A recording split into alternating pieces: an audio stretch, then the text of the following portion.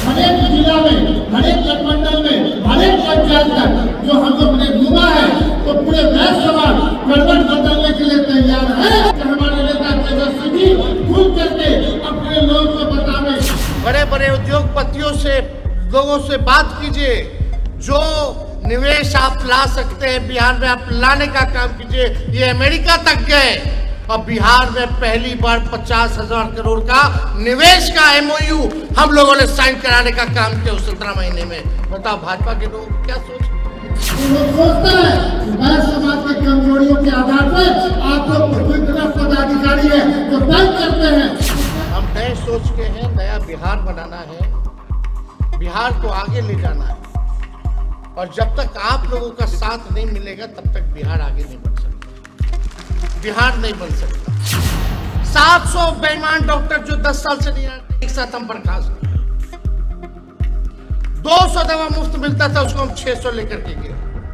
रात भर छापा मारते थे कि इलाज हो रहा कि नहीं हो रहा, रंगाई पोताई साफ सफाई हम लोगों ने कराने का काम किया। नमस्कार, मेरा नाम आलोक है। आप लाइव टीवी देख रहे हैं। पटना के बापू सभागार में आज वैश्य प्रतिनिधि महासम्मेलन का आयोजन किया गया था। देखिए, कार्यक्रम का भव्य आयोजन हुआ। समीर महासेठ जो कि आरजेडी के विधायक हैं, वैश्य महासम्मेलन के राष्ट्रीय अध्यक्ष हैं, उन्होंने इस कार्यक्रम में तेजस्वी यादव को निमंत्रण दिया था और ये बातें रखी गई कि आखिर 2025 में हम तेजस्वी यादव का साथ क्यों न दें, क्योंकि बीजेपी जो वैश्य समाज का वोट लेती है उन्होंने कितना टिकट दिया है, यहाँ तक कि वैश्य समाज का टिकट काटा 2024 में, तो फिर कैसी भागीदारी सुनिश्चित वो करा रहे हैं। समीर महासेठ ने क्या कुछ बातें रखी हैं। वहीं तेजस्वी यादव ने कहा है आप वैश्य समाज से हैं, आप बनिए, आप कुछ बनिए, बनाइए समाज को। तेजस्वी यादव ने क्या कहा, समीर महासेठ ने क्या कहा, हम आपको सुनाते हैं। निश्चित तौर पे आज हमारे नेता तेजस्वी प्रसाद जी के नेतृत्व में, क्योंकि 1 मिनट में हमको समाप्त करना है, लगातार राष्ट्रीय वैश्य महासभा ये 60 वर्षों का ऑर्गेनाइजेशन कोई आज का नहीं है और जो शोध है वो स्पष्ट बताता है कि हमारे नेता आदरणीय तेजस्वी प्रसाद जी हमारे सम्मानित मंच और सभागार में सभी हमारे वैश्य समाज के बिहार से आए सभी अतिथि। निश्चित तौर पे अपेक्षा है वैश्य समाज अगर करवट बदलता है तो पूरे बिहार को एक नई दिशा और दशा के में हम उम्मीद करते हैं हमारे नेता तेजस्वी जी में जो सोच है, जो विजन है, जो बिहार को आगे ले जाने की क्षमता है, निश्चित तौर पे जब तक वैश्य समाज का कल्याण नहीं होगा तब तक बिहार का कल्याण नहीं होगा और ये सारा कल्याण आपके हित में है, निहित में है। अगर हमारा 1 वोट आपको मिलता है तो ऑपोजिशन का निश्चित तौर पे 2 वोट का घाटा होता है। तो निश्चित तौर पे हर एक जिला में, हर एक गठबंधन में, हर एक पंचायत तक जो हम लोग ने घूमा है तो पूरे वैश्य समाज गठबंधन बदलने के लिए तैयार है। अपेक्षा है कि हमारे नेता तेजस्वी जी खुल करके अपने लोगों को बतावे कि समय गठबंधन बदलने के लिए जब हम आएंगे तो निश्चित तौर पर पूरे वैश्य समाज का मान सम्मान के लेकर के चाहे वैश्य आयोग हो, हर तरह की बात पूरे बिहार में आता जो हमें जो मैंने हम कहते कोई ऐसा विधानसभा नहीं है जब 50,000 से कम आबादी हमारी है और 1.5 लाख तक की हमारी आबादी है, लेकिन वोट ट्रांसफर करने का जब तक ये पावर ये सभागार में जितने लोग बैठे हुए हैं 56 जाति में बैठे रहिएगा तब तक ये तकलीफ रहेगा। 56 जाति से एकजुट होकर के जब एकजुट होइएगा अपना नेता जब बनाइएगा, हर एक जिला के नेता बनाइएगा, एक करके नहीं चलने का प्रयास करिएगा, तभी ये कुछ हो पाएगा। और जो 14 इंस्पेक्टर राज है पूरे बिहार में आदरणीय तेजस्वी जी के आने के बाद 14 इंस्पेक्टर राज का निश्चित तौर पर न तो इसका खात्मा भारत सरकार के प्रधानमंत्री कर पाए न बिहार में ऐसा सोच है। तो लोग सोचता है वैश्य समाज के कमजोरियों के आधार पर आप लोग इतना पदाधिकारी है जो तय करते हैं उस पद से चाहे छोटा वेटर मेजरमेंट का चाहे अफसर का नहीं हो, फूड मेजरमेंट का चाहे नहीं हो, हर एक आदमी परेशान करते हैं तो व्यवसायियों को हमें अपेक्षा है आदरणीय तेजस्वी जी के नेतृत्व में सारे प्रॉब्लम का इलाज एक नई सोच के साथ आदरणीय तेजस्वी जी हम लोग देख रहे हैं। बहुत बहुत धन्यवाद, बहुत बहुत धन्यवाद। आप बिहार को बनाइए ताकि हम सब लोग मिल करके एक उदाहरण पेश कर सकें कि 20 साल सत्ता में जो लोग रहे और 11 साल केंद्र में, फिर भी इन लोगों ने बिहार को क्यों नहीं बनाया। नीति आयोग का रिपोर्ट अगर आप लोग देखिएगा, गरीबी में बिहार सबसे नंबर 1, पलायन में नंबर 1, बेरोजगारी में नंबर 1, कारखाना नहीं है, एक सुई का फैक्ट्री इन लोगों ने लगाया हो 11 साल में या 20 साल में, तो आप लोग बताइए। एक शुगर मिल, जूट मिल अगर इन लोगों ने चालू कराया है तो आप लोग बताइए। शिक्षा चिकित्सा में बिहार सबसे पीछे। अपराध, एनसीआरबी का आंकड़ा कहता है 2005 के बाद से अपराध लगातार बढ़ा है। इस साल का हम बता रहे हैं, जुलाई तक का, मतलब जून तक का, इस साल में जून तक के महीने में कम से कम 100 से भी अधिक हत्याएं जो है बनिया समाज का, वैश्य समाज का हुआ है। कौन है सरकार में सुनने वाला? क्या सुनवाई हुई है? क्या कार्रवाई हुई है? क्या कदम उठाया गया है आप लोगों को सुरक्षित माहौल देने के लिए? क्या कोई मुख्यमंत्री जी आज तक किसी भी पीड़ित के यहाँ गए, उसका दर्द सहे? हम लोग तो गए, कई जगह गए। अभी हाल फिलहाल में ही हम जो है नवगछिया होकर के आए। क्या स्थिति है?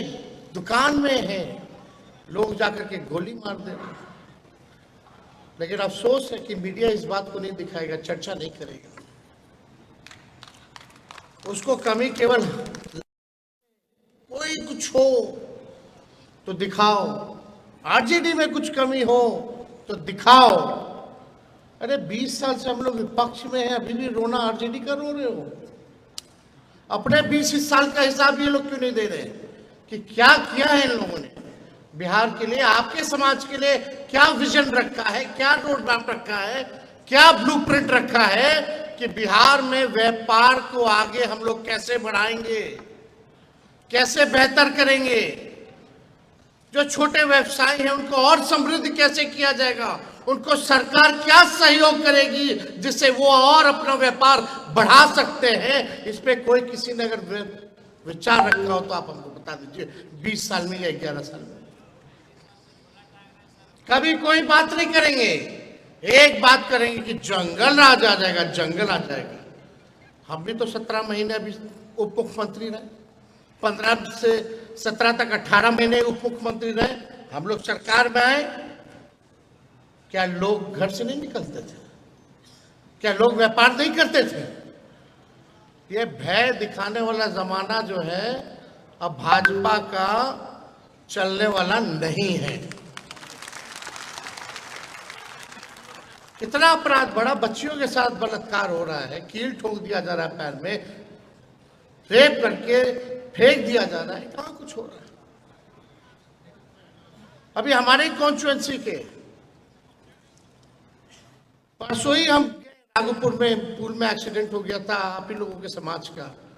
हम उस पीड़ित से मिलने गए, जहां होता है हम लोग जाते हैं। रणविजय साहू जी या हमारे पार्टी का प्रतिनिधि बनता है, हमने ड्यूटी दे रखी है कि कहीं भी हादसा हो पीड़ितों का, आप जाइए। हम चले जाते तो हम चले जाते हैं, तो आप जाइए और मेरा बात कराइए परिवार के लोगों से। वीडियो कॉल पे हम बात करते हैं और फिर अधिकारियों को फोन लगाते हैं। देखिए, हम नए सोच के हैं, नया बिहार बनाना है, बिहार को आगे ले जाना है। और जब तक आप लोगों का साथ नहीं मिलेगा तब तक बिहार आगे नहीं बढ़ सकता, बिहार नहीं बन सकता। तो अगर सही मायने में अगर बिहार को बनाने का काम करना है, हम लोग चाहते हैं यहाँ एजुकेशनल सिटी बने, वर्ल्ड क्लास हेल्थ इंफ्रास्ट्रक्चर बने, आईटी पार्क लगे, SEZ लगे, आपका जितना डेयरी की बात हो, फिशरीज की बात हो, यहाँ इंडस्ट्री उद्योग उसका भी लगे, फूड प्रोसेसिंग यूनिट लगे, डेटा सेंटर्स लगे, टूरिज्म को बढ़ावा दिया जाए तो आप लोगों का और व्यापार बढ़ेगा। लेकिन इन लोगों को 20 साल तक याद नहीं आ रहा था कि टूरिज्म पॉलिसी भी बनानी है। जब हम 17 महीने आए तो मेरे पास टूरिज्म था, हमने टूरिज्म पॉलिसी बनाने का काम किया। हम लोगों ने आईटी पॉलिसी बनाने का काम किया 17 महीने में। हम लोगों ने स्पोर्ट्स पॉलिसी बनाने का काम किया 17 महीने में। 5 लाख लोगों को सरकारी नौकरी दिया, 3.5 लाख नौकरी प्रक्रियाधीन हम लोगों ने कराया, 4.5 लाख नियोजित शिक्षक को राजकीय कर्मी का दर्जा हम लोगों ने दिलाने का काम किया। आपके इंडस्ट्री मिनिस्टर यहाँ समीर महासेठ जी थे, इनको जिम्मेवारी दे रखी थी। हम बोले समीर जी कुछ नहीं करना है, आप जाइए, बाहर जाइए, बड़े बड़े उद्योगपतियों से, लोगों से बात कीजिए, जो निवेश आप ला सकते हैं बिहार में आप लाने का काम कीजिए। ये अमेरिका तक गए और बिहार में पहली बार 50,000 करोड़ का निवेश का एमओयू हम लोगों ने साइन कराने का काम किया उस 17 महीने में। बताओ भाजपा के लोगों की क्या सोच। देखिए नीतीश जी थक चुके हैं, टायर्ड मुख्यमंत्री या रिटायर्ड अधिकारी के साथ बिहार चला रहे, कुछ पते नहीं है उनको, क्या खबर आती है नहीं आती कुछ नहीं पता।